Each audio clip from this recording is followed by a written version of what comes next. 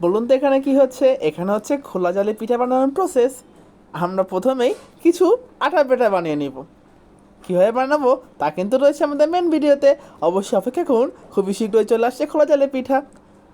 খোলা জালি পিঠা বা নোয়াখালীর বিখ্যাত খোলাজা পিঠা, এটি বহু নামে পরিচিত, কিন্তু এই পিঠার স্বাদের সত্যিই কোনো তুলনা হয় না। বহু অঞ্চলে হাঁসের মাংসের সাথে এই পিঠার বহু গুণগান। হাঁসের মাংস আর জালি পিঠার সত্যিই স্বাদে কোনো তুলনা হয় না।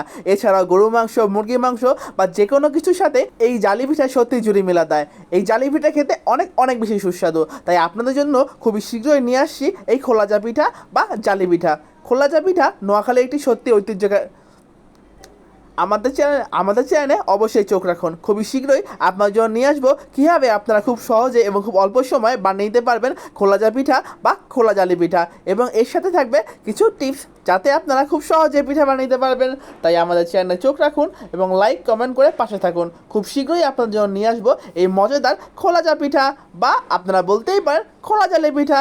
এর বিভিন্ন নাম হলো, এর স্বাদে গুণে কিন্তু সত্যি এর কোনো তুলনা হয় না, আর এটি খেতে অনেক অনেক বেশি সুস্বাদু। খুব শীঘ্রই আসছে আপনাদের জন্য এই পিঠা রেসিপি। আমাদের চ্যানেলে চোখ রাখুন।